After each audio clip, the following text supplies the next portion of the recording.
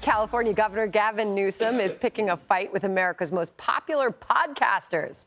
Newsom is terrified that his son is listening to Joe Rogan and Jordan Peterson, saying in an interview, quote, "I really worry about these micro cults that my kids are in.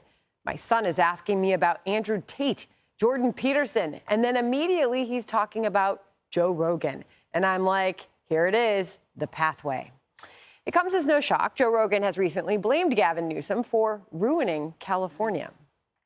It's Californian Justin Trudeau. It's Gavin Newsom.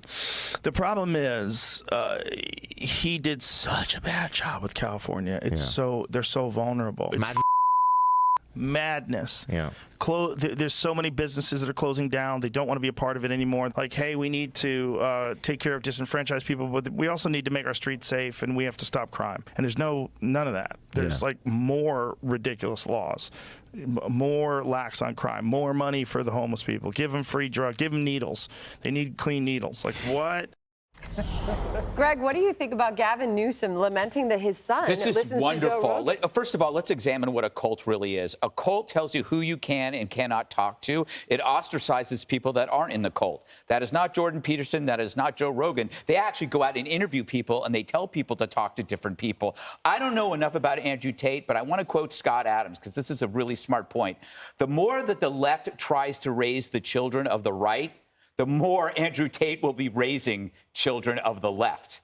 And that appears to be happening with Gavin Newsom because his own intolerance is forcing his kids to look elsewhere. Meanwhile, there is a movement that tells you who you can and cannot talk to and ostracizes people. It's the progressive woke Democrats. Cancel culture's primary engine is ostracizing people. Washington Post chased down Portnoy's advertisers to get them away from him, right? People actually go and look at your Twitter follows, and then they interview you and go, why do you follow this person? Why do you follow that? They cancel speeches. They ask you why you would go to that speech. They target Trump supporters for voting for Trump. Why would you vote for him? It's rich that Newsom calls these people a cult when his own party is rebirthing McCarthyism, right? They now look at First Amendment as something that's malleable and not absolute, easily discarded.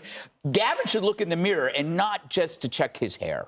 Jesse, did Newsom have to offend his listeners, too, with these comments? Well, I would say that the tennis pro has been serving up a lot of disinformation himself. Everything he said about the vaccines, about school closures, I mean, he put sand in skate parks so people had to go inside. Mask mandates. Remember how he used to go after hydroxychloroquine? He was going after doctors for prescribing it. The Mayo Clinic just put hydroxychloroquine back on the treatment list for COVID-19. So he was wrong about everything. So you have a guy like Peterson, whose whole advocacy is rooted in the classics. He's all about self-improvement. I mean, what does Gavin want his son to watch SportsCenter or listen to Jordan Peterson? And then you have Rogan, as Greg said. The guy interviews UFC fighters, comics, astrophysicists, wildlife trappers.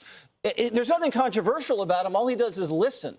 And one of the reasons people are so attracted to him is because everybody's controversialized these people, because the professional class has told the entire population of this generation to be passive and to not question authority. So these two guys come along and they say, we got to take action. We got to question authority. That's why young Americans are so thirsty for some sort of elder statesman to say this is a way that you can gain a frame of reference and interpret the world around you instead of just having propaganda wash over you like a slave. Wow.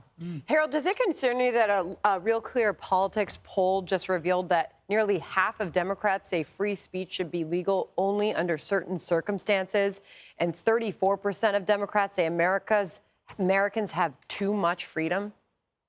Sure, that would concern me, and there are a lot of other things that concern me. I think that with Gavin Newsom making this comment about his son and listening to whomever they may be listening to, I think in a weird way it's positive, because I like the idea of people not reacting so much, but responding to things they hear. So I think we live in a society today where you immediately react, because if I hear you're a Republican or you're a Democrat or you're a conservative or you're white or you're black or you're this, then I'm supposed to respond a certain way as opposed to, let me sit back listen to them, and then respond accordingly. I'd be curious to know, and I hope the governor didn't share all the things that are happening south with his kids, but I think it's a positive that his kids are able to have that kind of a mind, and I hope that kids are on the other side. I think your point, Greg, was an interesting one. You think you're quoting someone saying the kids on the left are going to be raised by people on the right and vice versa.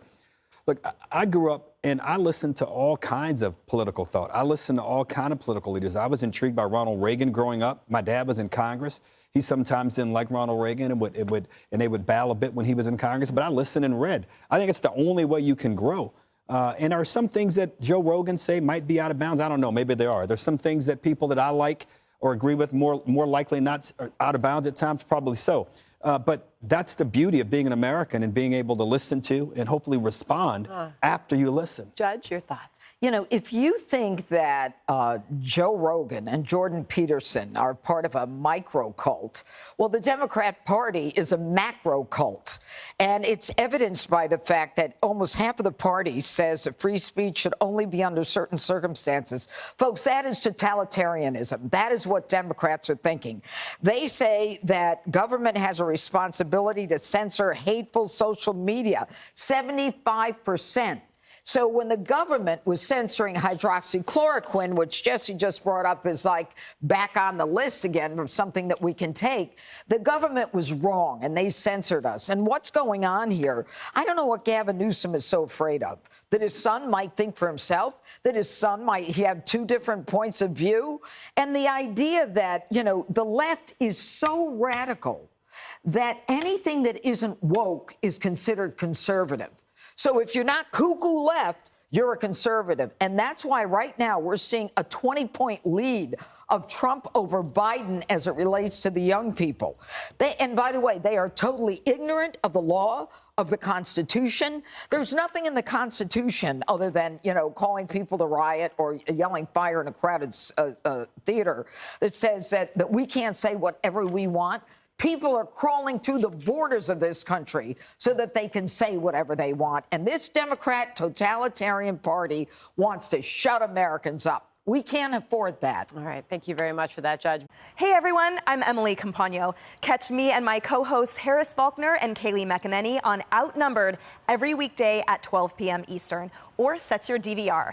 Also, don't forget to subscribe to the Fox News YouTube page for daily highlights.